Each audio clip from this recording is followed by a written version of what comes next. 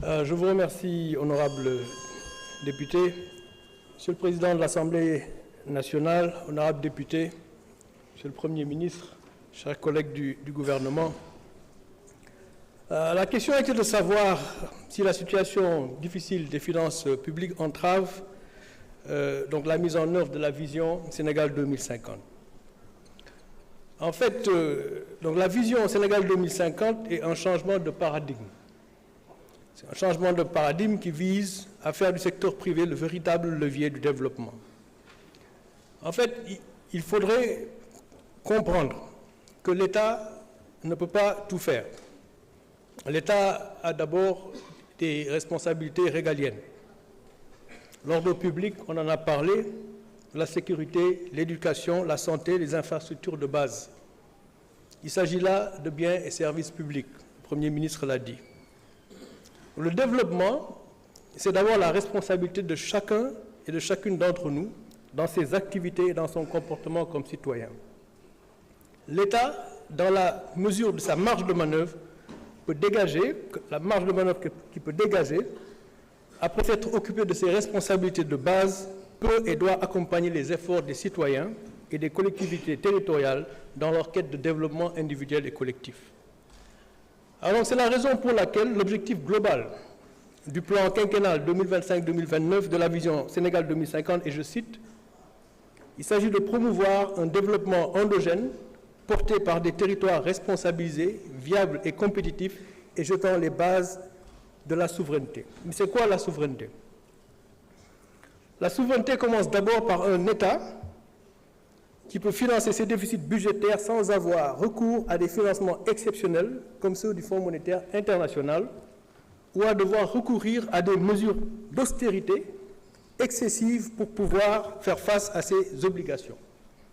Alors le Premier ministre l'a dit tout à l'heure, il ne s'agit pas d'austérité, il s'agit de prendre des mesures qui permettraient à l'État de pouvoir dégager des marges de manœuvre, et ces marges de manœuvre permettraient à l'État de faire face à ses responsabilités en termes de biens et services publics de qualité, c'est ce qu'il a dit tout à l'heure. Et avec ces marges de manœuvre, l'État sera en mesure également d'accompagner le secteur privé qui a en premier lieu la responsabilité donc, du développement du pays.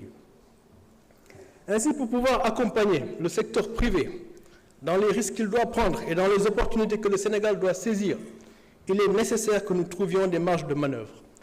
Alors, créer des marges de manœuvre pour permettre à l'État d'agir et d'accompagner ne veut pas dire que le secteur privé sénégalais lui-même ne peut pas réaliser sa part pour la réussite de la vision du Sénégal 2050. Il faut donc faire les réformes nécessaires et promouvoir le développement du secteur privé et inciter à l'investissement. Les réformes ne demandent pas nécessairement de l'argent. Toutes les réformes à faire pour qu'une économie marche ne nécessitent pas nécessairement de l'argent. Je peux en citer quelques-unes. La revue du Code des investissements, c'est un travail qui est en cours. La réforme foncière pour faciliter l'accès aux fonciers. La réforme du Code des impôts et celui des douanes, mon collègue des finances et du budget l'a dit. La modernisation et la simplification des procédures administratives. Une meilleure gestion de la trésorerie de l'État pour apurer et éviter les arriérés vis-à-vis du secteur privé pour qu'il puisse se développer. Nous allons donc renforcer le dialogue public-privé de sorte à écouter le secteur privé et pouvoir l'accompagner donc pour son développement et faire la promotion de l'investissement. Alors je disais tout à l'heure que l'État ne peut pas tout faire. Et c'est un État qui essaie de tout faire qui nous a valu donc ce niveau d'endettement très très élevé. Et il est donc devenu urgent que nous puissions changer de paradigme et de façon de faire. Alors l'assainissement du cadre des affaires permettra d'attirer davantage de capitaux privés dans le secteur public marchand. Nous procéderons à court terme à la rationalisation de la gestion du portefeuille de l'État. Il est inconcevable que l'État continue sur une longue période de payer des salaires des entreprises publiques structurellement déficitaires et qui doivent être rentables. Pour une meilleure performance et une meilleure gouvernance, nous étudierons l'opportunité de céder une partie de nos parts à des privés ainsi qu'à l'affectation de la gestion de certains actifs marchands ou à potentiel marchand au fonds souverain, le fonds 6.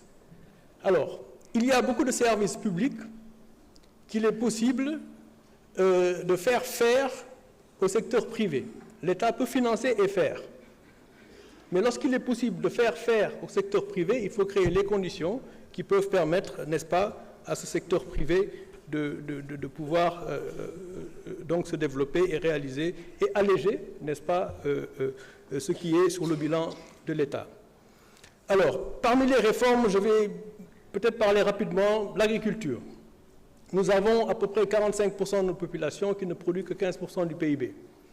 Il est donc essentiel que cette agriculture puisse se développer. Pour qu'il puisse se développer, il faut qu'on fasse une réforme foncière. Une réforme foncière, il ne s'agit pas d'argent public, il ne s'agit pas de budget.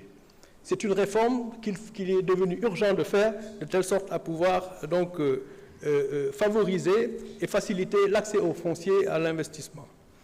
Alors, pour résumer, c'est vrai, la situation est difficile. L'État doit créer des marges de manœuvre de telle sorte à pouvoir faire face aux biens et services publics. Mais cela ne veut pas dire que réaliser la vision Sénégal 2050 n'est que de la responsabilité de l'État. Il y a le secteur privé qui doit se développer, et pour qu'il se développe, il faut que le climat des affaires donc, soit davantage favorable à l'investissement privé, à son développement. Alors, je vais essayer rapidement de résumer en wolof. Alors, donc, vision Sénégal 2050, paradigme bu bees la mooy dëgg la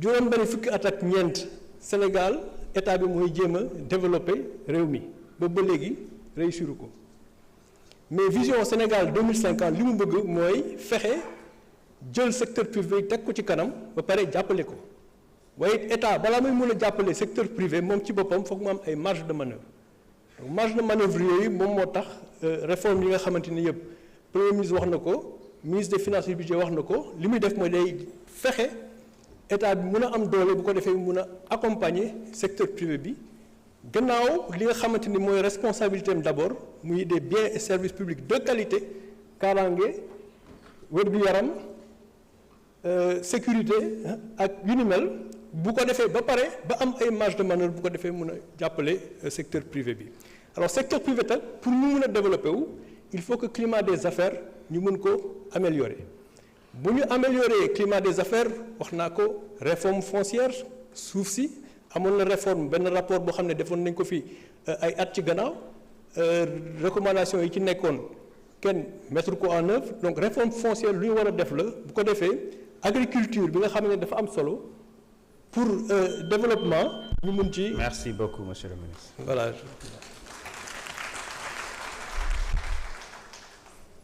Nous allons passer à la dernière question. Honorable Mohamed